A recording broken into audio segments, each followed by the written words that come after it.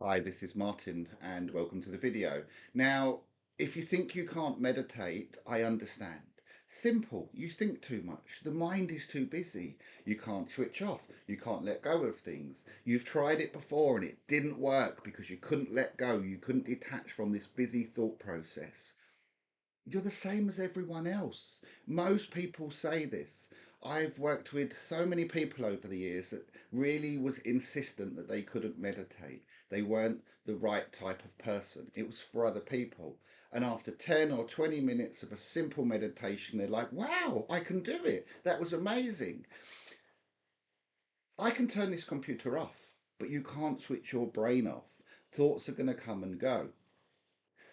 One of the key principles of meditation is to settle the mind, to rest the mind. And that's why often with meditation it will start by focusing on the breath. Oh, you could say, oh, always focusing on the breath, it's boring. But it's so powerful and so simple. The mind wants to have something to do. It thinks that to rest is insufficient, it's lazy, and it's not the best thing for your life. And that's understandable, but we have to train the mind to relax. While we're focusing on the breath, we let go of other thoughts, other attachments. And what we think about creates our energy. So if we think about stressful things, we're going to feel stressed and we feel heavy. Let's say you're meditating for a few minutes and it's going really well. You're feeling calm, peaceful, open. And a thought comes in of your colleague who's really mean to you. And you start to explore that thought. What they've done, what they're going to do next week, how you're going to react to that, what you're going to say to that. So you kind of take yourself to work a little bit too early and you start visualizing and thinking about things. And again, it really affects your mood, can make you angry or frustrated.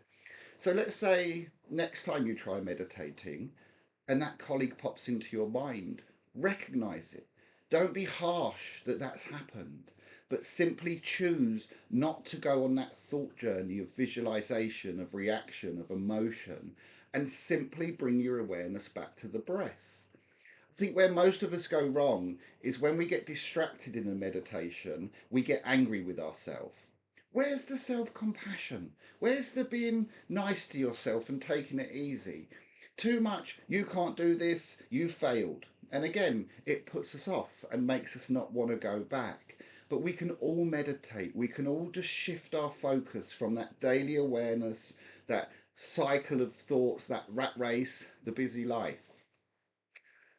Most of the time we're thinking about the past, the future, analysing, worrying, planning the future, thinking about other people and other places. To be mindful, mindfulness, very, very common. It's very much a buzzword, isn't it? And you'll hear slightly different meanings or definitions, but in essence, it means to be in the present, to be engaged with what's happening now. Again, not to be too distracted by thoughts that take our awareness into different places, simply to sit, to rest. Of course, there are different types of meditation. I largely focus on mindfulness. And again, it's not fighting those thoughts, but just allowing the mind to settle, to relax, to draw that consciousness more inward. And we learn to be more in tune with our breath, our thoughts, and our emotions. We don't try completely to stop thinking. Yes, we try to settle the mind, but we just observe the thoughts and the feelings and kind of see what happens in that meditation. So, again, if you think it's for everyone else and not for you, it's simply because you're being too harsh on yourself.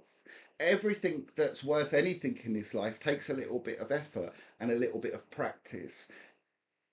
A lot of people give up on their first meditation attempt and say, hey, that's not for me, I didn't like it. But sometimes we've got to persevere. Let's say you sit and you meditate for 20 minutes, and for 15 of those minutes, you're thinking about all these random things.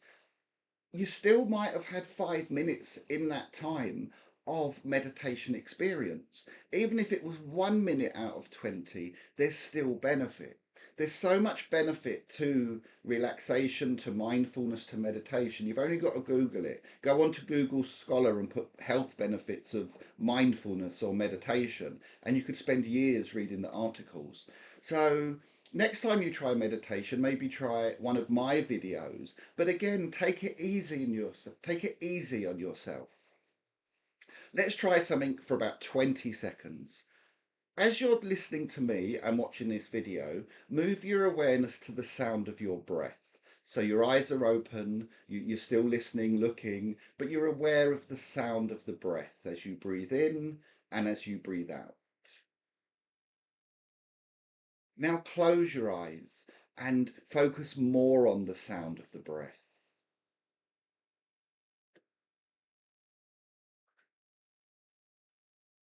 And feel your body moving with the breath. Get a sense of how your body, your energy feels, aware of that movement.